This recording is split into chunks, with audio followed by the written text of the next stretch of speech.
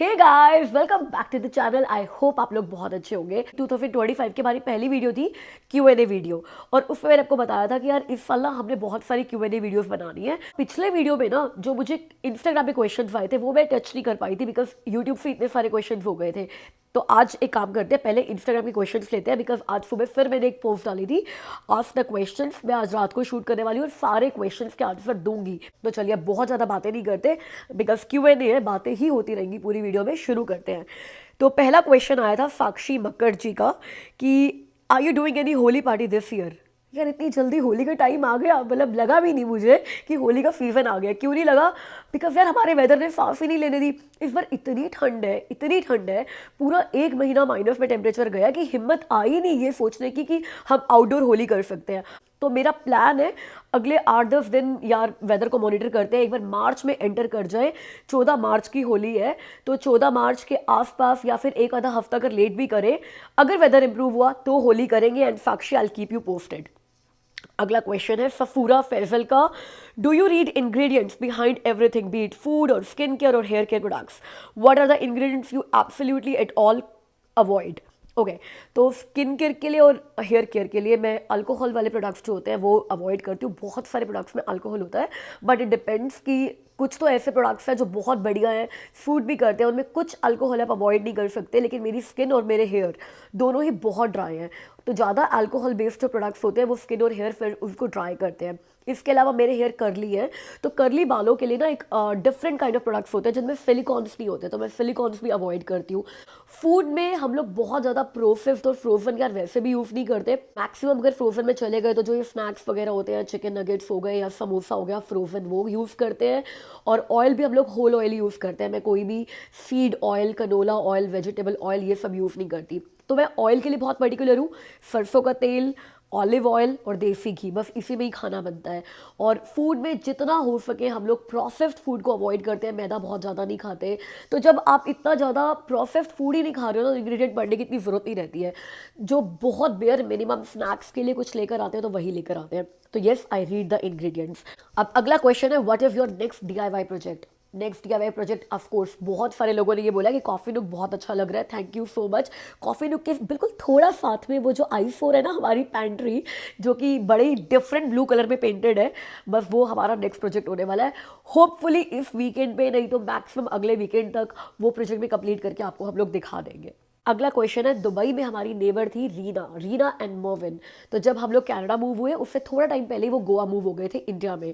तो उन्होंने पिछली बार मुझसे क्वेश्चन पूछा था कि hey Shilpa, we miss you a lot, do you miss us? Of course Reena, we miss you. यार आपकी लाइफ में ना किसी के भी साथ आपका एक दिन का भी बॉन्ड बन जाता है ना, लेकिन अगर वो बॉन्ड बहुत अच्छा होता है और आपकी मेमोरीज बहुत अच्छी होती है, मुझे लगता है ऐसे लोगों को भूलना बहुत मुश्किल है। और रीना और मोविन के साथ तो हमारी बहुत सारी बहुत अच्छी मेमोरीज है। तो रीना एंड मोविन हम आपको कैसे भूल सकते हैं? अगर हम कभी गोवा आए तो आपसे जरूर मिलेंगे, और अगर आप कनाडा आए, it goes without saying you have a home here. Next question है जगजीत का, what was your strategy while creating YouTube channel from perspective of monetization and outreach? सही बताओ, मोनेटाइजेशन के लिए क्या स्ट्रैटेजी थी? कोई स्ट्रैटेजी थी नहीं यार। हमारा यूट्यूब चैनल एक एक्सीडेंट था, मतलब एक्सीडेंटली शुरू हुआ था। कभी सोचा ही नहीं था हमें और मैंने कि हम यूट्यूब चैनल बनाएंगे। मैं कितनी बार लोगों को बोलती हूँ कि आप कभी हमारा फर्स्ट यूट्यूब वीडियो देखो या सेकंड यूट्यूब वीडियो देखो ना, आपका तो पता नहीं, अमित और मैं तो हंस के पागल हो जाते हैं। What were we doing? YouTube तो मतलब हम टाइम के साथ और आप लोगों के साथ ग्रो हुए हैं। पैसा कमाना वॉज नॉट द पर्पस। जब यूट्यूब शुरू हुआ था वो तो बड़े मजाक मजाक में, अगर आप लोग जुड़े हुए हो मेरे साथ तब से आपको याद होगा, रवीश जी ने एक वीडियो बनाई थी और हमने बोला था कि अगर इस वीडियो पे 150 कमेंट्स आ गए तो मैं अपना चैनल शुरू कर दूंगी। It was a challenge to the viewers, जो व्यूअर्स ने पूरा किया। और क्योंकि मैंने कहा था कि अगर ऐसा किया तो ऐसा करूंगी, तो वो चैनल शुरू हो गया। But I am so glad I did it. It's such a beautiful journey. On that note let me tell you, हमने 4 साल पूरे कर लिए यूट्यूब के इसी फरवरी में। 24 फरवरी we completed 4 years। Thank you so much, it was not possible without you. उस टाइम मैंने कभी नहीं सोचा था कि यूट्यूब जर्नी इतनी लंबी और इतनी ब्यूटीफुल होगी। तो मोनेटाइजेशन की कोई स्ट्रैटेजी थी नहीं, बट येस हम फर्स्ट मंथ में ही मोनेटाइज कर गए थे चैनल, क्योंकि हमने वो वीडियो डाल दी ना, how we bought 2 home in 2 year। Amit और मैं आज सोचते हैं कि अगर हम उसका पार्ट 2 बनाए ना, या उसको रिपीट करें या उसका रीमेक करें, we could do so better. मगर वो इतनी अच्छी चलेगी I can not guarantee, but हाँ उस वीडियो की वजह से चैनल मोनेटाइज हुआ, सब्सक्राइबर्स बहुत सारे आए। तो आई एम सो ब्लेस्ड कि ऐसे ही एक वीडियो चली और आप लोगों ने बहुत प्यार किया। तो चैनल मोनेटाइज हो गया। बट हमें ये लगा था कि हमारे चैनल को मोनेटाइज होने में 6 महीने लग जाएंगे and we can hope for $400 to $500 a month. मैं आपको ये 4 साल पहले की बात बता रही हूँ, यही टारगेट था। तो पहले साल हमारे 36,000 सब्सक्राइबर्स आए थे and we made just over $6,000 या $5,900 समथिंग डॉलर्स हम लोगों ने फर्स्ट ईयर कमाए थे। मतलब $500 पर मंथ की एवरेज आ रही थी। We were so happy about it. तो ये स्ट्रैटेजी थी, मतलब कोई स्ट्रैटेजी थी ही नहीं।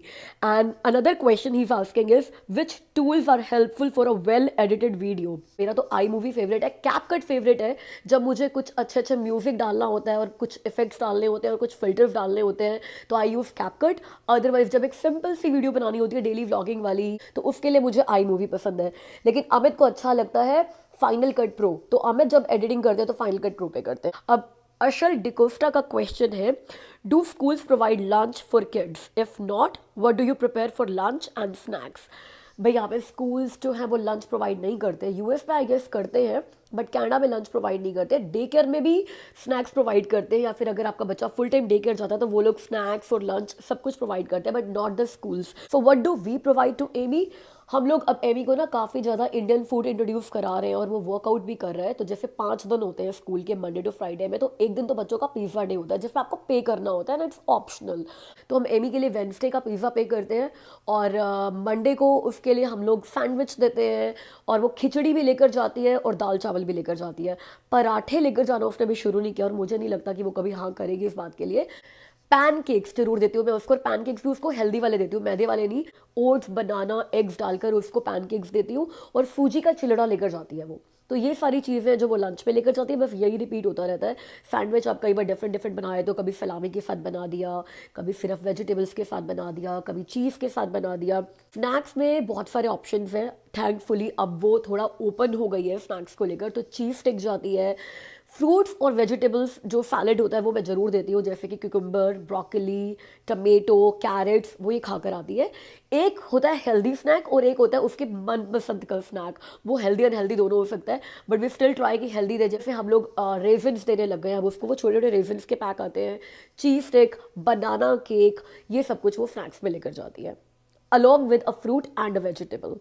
रितिका का क्वेश्चन है, going Dubai in March, wow, which card or travel card, credit card do you carry, and also your favorite eating place there?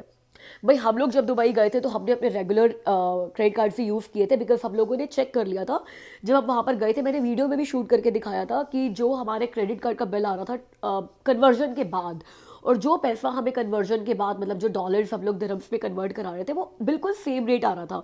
आपको बस ये देखना कि आपका क्रेडिट कार्ड जो है वो जब आप उससे फॉरेन ट्रांजेक्शन्स करते हो तो मनी कन्वर्जन में वो क्या चार्जेस लेता है। कई कार्ड्स बहुत एक्सपेंसिव हो सकते हैं, कई कार्ड्स बने ही ट्रैवल के लिए हुए हैं तो वो या तो चार्ज बिल्कुल भी नहीं लेते हैं या बहुत कम चार्ज लेते हैं। तो हमने जो हमारे रेगुलर कार्ड्स थे वही यूज़ किया था। कुछ कैश दुबई में मैं कहूँगी ज़रूर रखना अपने पास, क्योंकि जब आप वहाँ पे टिप कल्चर काफ़ी ज़्यादा है। जैसे आप होटल में जाओगे तो वहाँ पे लोग ना इतनी ज़्यादा सर्विस करते हैं कि आपका मन करता है उनको टिप देने का। तो हमें वहाँ पे कैश की ज़रूरत सिर्फ टिपिंग के टाइम पर ही हुई थी कि आपने टैक्सी करी है तो आपने थोड़ा सा टिप दे दिया, होटल में आपकी क्लीनिंग सर्विस है तो आपने उनको टिप दे दी, आप रेस्टोरेंट्स में जा रहे हो तो आपने वेटर्स को टिप दे दी। अब टिप आप कार्ड से नहीं देते, टिप वहाँ पे कल्चर है कि आप कैश देते हो। जैसे यहाँ कनाडा में क्या होता है, आप टिप को भी टोटल बिल में ऐड कर सकते हो, बट वहाँ पे आई डोंट नो आप टोटल बिल में ऐड करते हो कि नहीं, बट हमने तो जितनी जगह भी टिप दिया है कैश ही दिया है। तो carry the cash as well, और क्रेडिट कार्ड अपने बैंक से चेक करो कि आपको वो ज़्यादा अच्छा पड़ेगा या फिर कन्वर्जन करके कैश ही रखना और सारा कैश भी पे करना अच्छा पड़ेगा। ओके, तो अभिषेक का क्वेश्चन, उन्होंने बोला कि कुछ बोरिंग क्वेश्चन हैं मेरी तरफ से। How do you manage all your properties, is it hectic? भाई बहुत सारी प्रॉपर्टीज़ तो नहीं है हमारे पास, 2 ही प्रॉपर्टीज़ है। पता नहीं लोगों को ये पिक्चर क्यों है कि हमारी बहुत सारी प्रॉपर्टीज़। ऐसे ही एक पिछली बार भी क्वेश्चन आया था कि how do you manage all your properties. अब शायद इसीलिए लगता है कि हमारी प्रॉपर्टीज़ 2 ही हैं, बट हमारे जो टेनेंट्स हैं वो 3 फैमिलीज़ हैं, बिकॉज हमारे इस घर में भी एक लीगल बेसमेंट है तो एक सेपरेट टेनेंट्स हैं, और हमारे ब्रैम्पटन वाले घर में भी 2 टेनेंट्स हैं। तो we deal with 3 tenants separately. Is it hectic? Yes it is. भाई अगर आप 3 फैमिलीज़ के साथ डील कर रहे हो, it's not only about taking the rent every month, it is also about उनके काफ़ी इश्यूज़ भी रहते हैं। कई बार कभी कुछ प्रॉब्लम हो गई है, कभी कुछ प्रॉब्लम हो गई है, कई बार उनको नेबर्स से प्रॉब्लम हो जाती है, कई बार नेबर्स को उनसे प्रॉब्लम हो जाती है। तो ये चीज़ें हेक्टिक होती हैं। Do I deal with it? Absolutely not, क्योंकि ये पूरी की पूरी चीज़ें जहाँ पे टेंशन आती है ना, वो सारी चीज़ें मैं अमित को देती हूँ हैंडल करने के लिए। अब इसके साथ एक और क्वेश्चन का आंसर दे देती हूँ मैं। मुझे नाम याद नहीं है किसने पूछा था, बट मेरे इन्हीं क्वेश्चंस में कहीं पर सेव्ड है, अगर आगे वापस आएगा तो बताऊंगी कि शिल्पा तुम हमेशा इतनी टेंशन फ्री कैसे रहती हो। क्योंकि ना जो टेंशन वाली चीज़ें होती हैं मैं वो आउटफोर्स कर देती हूँ। भाई मुझसे प्रेशर और टेंशन हैंडल नहीं होती, मतलब मैं बहुत ज़्यादा टेंशन ले लेती हूँ, आई एम ओवर थिंकर। तो उसका ना एक ही तरीका है कि आप ऐसी कोई चीज़ के साथ रिलेट ही मत करो। तो टेंशन वाली बात जो है वो अमित हैंडल करते हैं, तो इसलिए शायद मैं थोड़ा बहुत टेंशन फ्री रहती हूँ, बट ऐसा नहीं मुझे टेंशन नहीं होती। एज आई सेड मैं बहुत ओवर थिंक करती हूँ, तो जब भी मुझे कुछ चीज़ों की टेंशन हो जाती है ना, मैं अपने आप को विड्रॉ कर लेती हूँ हर चीज़ से। तो जब भी आपको ये पता चलता है ना कि यूट्यूब पे बहुत लंबे लंबे गैप आ रहे होते हैं, 4-4 दिन हो जाते हैं, 5-5 दिन हो जाते हैं वीडियो आए हुए, 3 दिन से वीडियो नहीं आ रही होती है, तो उसका रीज़न बस यही होता है कि मेरा ना कुछ ओवर थिंकिंग दिमाग में चल रही होती है, और मैं थोड़ा सा टेंशन होती है, मैं कैमरा के आगे उसके आगे आना नहीं चाहती। बिकॉज मुझे लगता है आप लोगों के भी लाइफ में अपनी खुद की इतनी सारी टेंशन है यार, मेरा टेंशन वाला चेहरा आप क्यों देखोगे। तो मैं वीडियो तभी बनाती हूँ जब मैं हैप्पी होती हूँ, चेयरफुल होती हूँ, मूड बहुत अच्छा होता है। अभी पिछले भी किसी एक वीडियो में भद्रेश सोनी जी कोई एक सब्सक्राइबर है, उन्होंने कमेंट किया था कि शिल्पा तुम्हारा मूड तो हमेशा ही अच्छा रहता है। बिकॉज मैंने बोला था कि आप मेरा मूड बहुत अच्छा है। मूड हमेशा अच्छा रहता नहीं है, मैं कैमरे के आगे तब आती हूँ जब मेरा मूड बहुत अच्छा होता है, क्योंकि मुझे लगता है कि पॉजिटिविटी स्प्रेड करो, लोगों को पॉजिटिविटी की जरूरत है, नेगेटिविटी तो ऐसी लाइफ में बहुत भरी हुई है। तो येस, इतने सारे टेनेट्स को मैनेज करना हेक्टिक है। And are they in positive cash flow? If not, then how you financially manage them and at the same time invest in leisure, trips, shopping? Yes, they are in positive cash flow. Luckily, thankfully, because मैं बोलूँगी हम लोग बहुत lucky थे. We came to Canada at the right time. We invested in properties at the right time. जब prices ठीक थे, और हमने ये अच्छा डिसीजन लिया कि जो भी पैसा हम लोगों ने सेव किया वो ऐसे ही बहुत ज़्यादा उड़ाने की बजाय हमने लीगल बेसमेंट्स में इन्वेस्ट किया। वो हमारी लाइफ का बहुत अच्छा डिसीजन था। और आप हमसे ना ये कई बार पूछते हो कि एक घर लेते हुए क्या देखना चाहिए, इन्वेस्टमेंट प्रॉपर्टी में क्या देखना चाहिए। आजकल के टाइम में अगर कोई प्रॉपर्टी पॉजिटिव कैश फ्लो में नहीं है तो वो एक बहुत बड़ा हेडेक है। पहले तो आप ये देखो कि can you afford that property today and may be tomorrow. अगर उसमें $1000-2000 के एक्सपेंसिव और बढ़ जाए, मॉर्गेज बढ़ जाए, खर्चा बढ़ जाए, कोई एक्स्ट्रा खर्चा आ जाए, will you be able to afford that? Yes, go for it. अगर वो आपकी इन्वेस्टमेंट प्रॉपर्टी है तो क्या वो आज कैश फ्लो पॉजिटिव है? Yes, go for that. अगर उसमें $500-700 का खर्चा एक्स्ट्रा आ जाए फ्यूचर में, will it be a cash flow positive property even then? Yes, go for that. अगर आपको 12 महीने का रेंट आता है, 12 महीने का रेंट नहीं आए, मान लो 2 महीने का भी ऐसा हो गया घर खाली रह गया, या फिर 2 महीने का रेंट आपको घर के रिपेयर्स पे लगाना पड़ गया, आपको सिर्फ 10 महीने का रेंट आया, तब भी क्या वो कैश फ्लो पॉजिटिव रहेगी? Yes, go for it. ये हमारी स्ट्रैटेजीज हैं, हम ऐसे ही प्लान करते हैं। हम लोग कभी नहीं सोचते कि 12 महीने का रेंट आएगा, हम लोग सारी कैलकुलेशन इसके हिसाब से ही करते हैं कि यार 10 महीने का रेंट आएगा, 2 महीने का घर के ऊपर ही साल में लगाना पड़ेगा, जो लगाना पड़ता है। फरहीन का क्वेश्चन है, what are the pros and cons of doing Airbnb and how much money you can expect from this? Farheen, हमने Airbnb 2 साल पहले किया था, उसके बाद नहीं किया, क्योंकि Airbnb का बिजनेस एक्चुअली में कम हुआ है। क्योंकि जितनी भी सिटीज़ हैं उन्होंने Airbnb के लिए अपने लॉज बहुत स्ट्रिक्ट कर दिए हैं। जैसे कि ब्रैम्पटन ने कर दिया कि आप 6 महीने से ऊपर Airbnb दे ही नहीं सकते, आप उस घर में नहीं कर सकते Airbnb जिस घर में आप रहते नहीं हो। तो हमारे लिए ब्रैम्पटन में Airbnb करने का ऑप्शन बिल्कुल खत्म हो गया, because we don't live in Airbnb and as I said हम कोई भी वो चीज़ करना नहीं चाहेंगे जो कि लॉ के अगेंस्ट है। क्योंकि अगर आप लॉ के अगेंस्ट जाते हो ना और आप एक बार फंसते हो तो जितना आपने कमाया होता है वो सारा खत्म हो जाता है। तो हमेशा लॉ को अबाइड करके ही, लॉ को फॉलो करके ही काम करना चाहिए। तो एयरबीएनबी बेनिफिशियल है या नहीं वो आपकी सिटी पे डिपेंड करता है और कहाँ पे आपका घर है उस पर डिपेंड करता है। अगर मैं विडबी की बात करूँ, आप पूरे विडबी में हर जगह एयरबीएनबी नहीं कर सकते। इन्होंने भी कुछ जोन्स बनाए हुए हैं, सिर्फ उसी जोन में ही आप एयरबीएनबी कर सकते हो। और काफ़ी सिटीज़ तो एयरबीएनबी मतलब शॉर्ट टर्म रेंटल अलाउ ही नहीं करती है। तो अगर आपकी सिटी के रूल्स बड़े स्ट्रिक्ट हैं, आपको सिटी को पे करना पड़ेगा, रिपोर्ट करना पड़ेगा, तो एयरबीएनबी आपके लिए बेनिफिशियल रहेगा नहीं।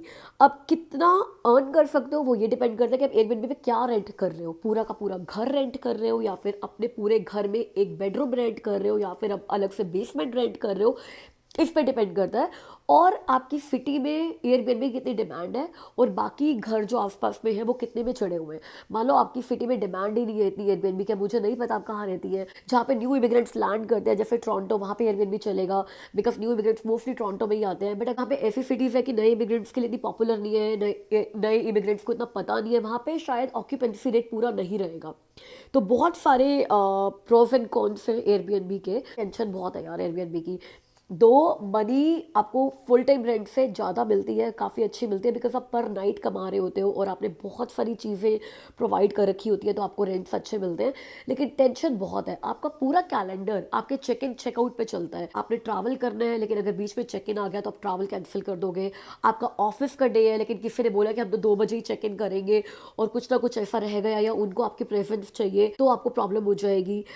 सोफिया का क्वेश्चन है, details on any school curriculum and how is it different from back home. मुझे लगता है कि जब बच्चे 10th क्लास में हो जाएंगे या 11th स्टैंडर्ड में हो जाएंगे ना, तो सभी बच्चों का करिकुलम सेम होगा। यहाँ पर भी 11th स्टैंडर्ड के बच्चे वही पढ़ रहे होंगे जो इंडिया में 11th स्टैंडर्ड के बच्चे पढ़ रहे होंगे। तो कंपटीशन किस बात का है कि मेरा बच्चा 6 साल की उम्र में आपके 6 साल के बच्चे के से स्मार्ट है, कि आपका बच्चा 7 साल की उम्र में मेरे 5 साल के बच्चे से स्मार्ट है। मतलब कंपटीशन क्या है? मुझे लगता है बच्चों ने अल्टीमेटली जब अपना करियर बनाना है ना, उस टाइम पे किसकी कितनी नॉलेज है और उन्होंने क्या करिकुलम फॉलो किया है, वो डिपेंड करता है। अगर मैं आज की बात करूँ तो जैसे कि एमी लव रीडिंग, तो वो इतना रीड करती है, इतना रीड करती है, तो उसकी रीडिंग में मुझे कोई प्रॉब्लम नहीं है। मैथ्स में मैं बोलूँगी कि इंडियन करिकुलम बहुत अच्छा होगा as compare to curriculum here. लेकिन अगर साइंस की बात करूँ तो यहाँ पर प्रैक्टिकल नॉलेज पे बहुत जोर देते हैं। बच्चों के साइंस लैब्स होते हैं, बच्चों को बाहर लेकर जाते हैं, नेचर के साथ इंट्रोड्यूस कराते हैं। तो अगर इंडिया में पढ़ाइयाँ बुक्स के हिसाब से बहुत ज़्यादा है, होमवर्क बहुत ज़्यादा है, चैप्टर्स बहुत ज़्यादा है, तो यहाँ पर प्रैक्टिकल नॉलेज बच्चे को बहुत ज़्यादा मिलती है and kids are equally smart. तो मेरा कोई कंप्लेन नहीं है कनाडा के करिकुलम से, बिल्कुल भी नहीं है। ना तो मुझे कभी ये फील हुआ कि मेरा बच्चा एक प्राइवेट स्कूल में जाना चाहिए, ना मुझे कभी ये फील हुआ कि यार काश ये इंडिया में पढ़ रही होती तो ज़्यादा स्मार्ट होती। We are very happy and content with the curriculum Canadian schools have and या वी ट्रस्ट द करिकुलम। तो मैं कंपेयर नहीं करूँगी यार, there is no point in comparing. India के स्टैंडर्ड से चलता है, बिकॉज वहाँ पे कंपटीशन बहुत ही ज़्यादा है, स्कूल्स का आपस में भी बहुत कंपटीशन है। तो वहाँ के स्कूल्स को अपना करिकुलम बहुत शार्प और बहुत एडवांस रखना पड़ता है।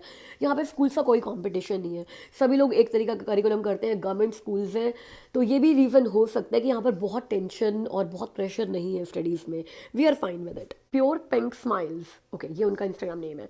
How do you manage amazing work and personal life together? वैसे ये क्वेश्चन तो हमारा स्टैंडर्ड है, आप थ्रू आउट मेरे जितने Q&A देख लो सब में आता है। Thank you so much. I really love your way of warm welcoming your friends and relatives. Can you please share some tips on managing both personal and professional life amazingly in Canada?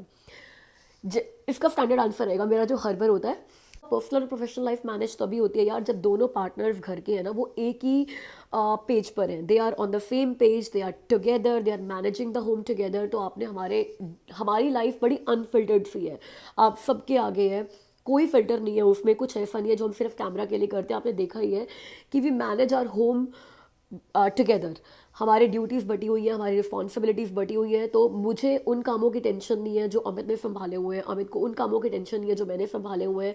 और उस चक्कर में हम लोग हमेशा ये सोचते हैं, और हम दोनों के लिए ना फ्रेंड्स बहुत इंपॉर्टेंट है, फैमिलीज बहुत इंपॉर्टेंट है। और ये मैं सबको बोलती हूँ कि कनाडा में आपका दिल तभी लगेगा, कनाडा से आपको प्यार तभी होगा जब आपके आसपास के लोग बहुत अच्छे होंगे, आपके फ्रेंड्स बहुत अच्छे होंगे। It's not about place, it's about people. तो अगर हम कनाडा को होम फाइनली कह पाए हैं और अब कनाडा छोड़कर कहीं जाने का मन नहीं करता, वो सिर्फ इसीलिए कि हमने अपनी सोशल लाइफ अच्छी बना ली है। इसके साथ एक और क्वेश्चन का आंसर देती हूँ जो पीछे आएगा, मैंने पढ़ा था, बस नाम नहीं ले पा रही मैं, किन्होंने पूछा है कि जब आप कनाडा में आए थे तो आपने सोशल सर्कल कैसे स्टार्ट किया, क्या इंस्टाग्राम और फेसबुक ने आपको हेल्प करी? ये क्वेश्चन था, जिन्होंने पूछा होगा उनको पता चल गया होगा। तो इंस्टाग्राम और फेसबुक से सोशल सर्कल बिल्कुल डेवलप नहीं हुआ। हम जब कनाडा में आए थे तो मेरे कज़न थे और गुड्डू दी और रवीश जो थे, तो रवीश और गुड्डू दी के फ्रेंड्स भी सारे हमारे फ्रेंड्स बने शुरू में।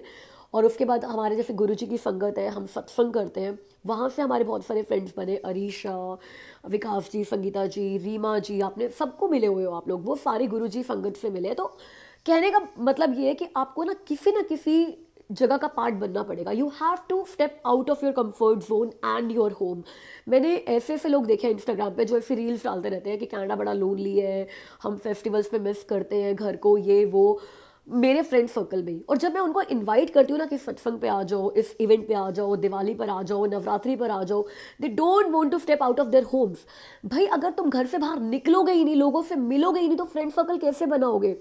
तो आपको या तो किसी बॉडी का हिस्सा बन जाओ, कोई प्रोफेशनल डेवलपमेंट बॉडी हो गई, कोई जैसे अभी यहाँ दुरहम में भी लेडीज़ ग्रुप है, मुझे अभी इनवाइट आया है 8 मार्च को, they are doing a party तो उन्होंने मुझे बोला कि शिल्पा प्लीज़ आओ, के काफ़ी सारे सब्सक्राइबर्स भी आ रहे हैं। मुझे अभी पता नहीं है कि 8 मार्च को मेरा प्लान क्या रहने वाला है, मैंने हाँ या ना नहीं करी है, but I might go there. तो ऐसे आपको इन्वाइट्स आते रहेंगे, आप ग्रुप्स ढूंढो। अमित यहाँ विडबी में नेबरहुड कम्युनिटी का पार्ट है, तो अमित को इतनी चीज़ें पता चलती रहती है जो नेबरहुड में होती रहती है।